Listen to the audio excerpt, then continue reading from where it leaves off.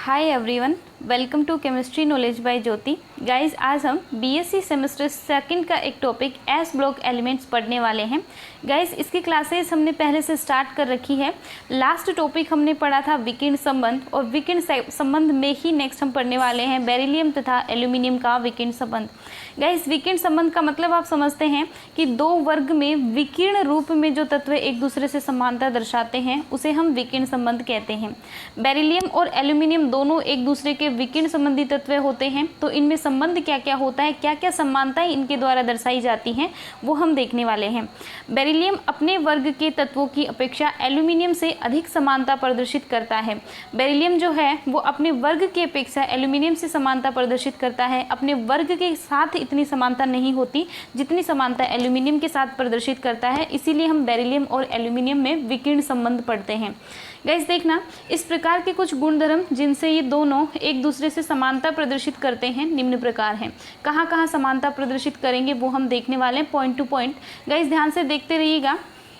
Beryllium तथा aluminium के आयनिक विभव लगभग समान होने के कारण इनकी ध्रुवण क्षमता लगभग बराबर होती है। गाइस, आयनिक विभव क्या होता है? आयनिक चार्ज अपॉन आयनिक साइज, आयनिक आवेश और आयनिक आकार जो होता है उसके अनुपात को हम क्या कहते हैं? आयनिक विभव कहते हैं। बेरिलियम पे चार्ज +2 होता है, एल्यूमिनियम पे +3 होता है। बेरिलियम और एल्यूमिनियम दोनों में देखा जाए तो बेरिलियम का साइज एल्यूमिनियम के कंपैरिजन में छोटा होता है। बेरिलियम का आकार छोटा होने के कारण आयनिक विभव का मान बढ़ेगा, क्योंकि आयनिक विभव मैंने क्या कहा आपको, जो आवेश होता है, आवेश अपूर्ण में आकार। तो आवेश बेरिलियम पे कितना है? +2। एल्यूमिनियम पे कितना है? +3। बेरिलियम पे आवेश कम है लेकिन आकार उसका कम होने के कारण जो उसका विभव है वो बढ़ेगा। विभव बढ़ने के कारण हम क्या कह रहे हैं कि इधर इसका विभव जो आया वो किसके कारण बढ़ा है? आकार में कमी के कारण। और जब हम एल्यूमिनियम की बात करेंगे तो उसका विभव बढ़ेगा आवेश के कारण, क्योंकि एल्यूमिनियम पे आवेश होता है +3। तो गाइस, इस प्रकार से दोनों का जो आयनिक विभव है वो लगभग कैसा निकलता है? समान निकलता है। और विभव समान होने के कारण दोनों क्या करते हैं? ये मुख्य रूप से सहसंयोजक यौगिक बनाते हैं, क्योंकि इनकी ध्रुवण क्षमता क्या हो गई? लगभग बराबर हो गई। और ध्रुवण क्षमता क्या होती है? जिन पे पॉजिटिव और नेगेटिव चार्ज बनाने की जो क्षमता होती है उसे हम ध्रुवण क्षमता कहते हैं। तो वो कैसी होती है? लगभग बराबर होती है, और उसके कारण दोनों सहसंयोजक यौगिक बनाएंगे। और सहसंयोजक यौगिक हमेशा कार्बनिक विलायकों में विलय होते हैं। तो इनकी विलयता अधिक किन में पाई जाएगी? कार्बनिक विलायकों में पाई जाती है। ये था गाइस फर्स्ट पॉइंट, जिसकी वजह से समानता प्रदर्शित करते हैं। सेकंड पॉइंट देखना, अधिक ध्रुवण क्षमता के कारण दोनों ही तत्व संकुल यौगिक बनाते हैं। दोनों तत्वों के द्वारा क्या किया जाता है? संकुल यौगिक बनाया जाता है। जल के साथ इसका एग्जाम्पल लिया गया है। बेरिलियम जो है BeH2O4 2+ बनाता है, तथा एल्यूमिनियम AlH2O6 3+ बनाता है। गाइस, 2+ और 3+ हमने यहाँ पे क्यों शो किया है? क्योंकि जल जो होता है वो एक उदासीन लिगेंड का काम करता है, उस पर कोई आवेश नहीं होता। तो बेरिलियम पे जो +2 चार्ज था वो हमने यहाँ पे दिखाया, और एल्यूमिनियम का +3 चार्ज हमने यहाँ पे डायरेक्ट दिखाया है। गाइस, नेक्स्ट थर्ड पॉइंट देखना, बेरिलियम तथा एल्यूमिनियम दोनों के लवणों के विलयन अम्लीय होते हैं। दोनों के लवणों के विलयन अम्लीय कैसे होते हैं? देखना, हमने यहाँ पे इसी का ये जल वाला संकुल है ये लिया है। जल वाला संकुल BeH2O3 इधर लिख रखा है, एक H2 इधर है, BeH2O4 हो गया। तो इसमें से क्या होगा? इस H2O में से ये H+ और OH- आयनों में टूटेगा, तो H+ बाहर निकल गया, और यहाँ पे क्या बचा है? OH- बचा है। तो गाइस, देखना, यहाँ पे OH- हो गया, इसलिए हमने यहाँ पे +1 चार्ज किया है। ओवरऑल Be पे अभी भी +2 चार्ज आएगा। तो देखना, यहाँ पे इसने क्या दिया है? H+ आयन दिया है, मतलब हम क्या कहेंगे? इसका विलयन कैसा है? अम्लीय होता है। नेक्स्ट देखना, एल्यूमिनियम H2O Al H2O5 3+, यहाँ पे H2O की संख्या कितनी है? 6 है। इसमें से H+ निकलेगा तो बचेगा क्या? यहाँ पे OH, और यहाँ पे देखना OH- की फॉर्म में आएगा, और एल्यूमिनियम पे ओवरऑल कितना चार्ज आएगा? +3 चार्ज आएगा। तो गाइस, देखना, यहाँ से इसने भी H+ आयन दिया है, और H+ आयन देने के कारण इसकी प्रकृति भी कैसी होती है? अम्लीय होती है। ये था थर्ड पॉइंट। अब फोर्थ पॉइंट आप देखेंगे, बेरिलियम एवं एल्यूमिनियम दोनों के ऑक्साइड भी उभयधर्मी होते हैं तथा अम्ल व क्षार दोनों से अभिक्रिया करते हैं। गाइस, उभयधर्मी का मतलब होता है कि जो अम्लीय प्रकृति और क्षारीय प्रकृति दोनों प्रदर्शित करते हो उसे हम क्या कहते हैं? उसकी उभयधर्मी प्रकृति कहते हैं।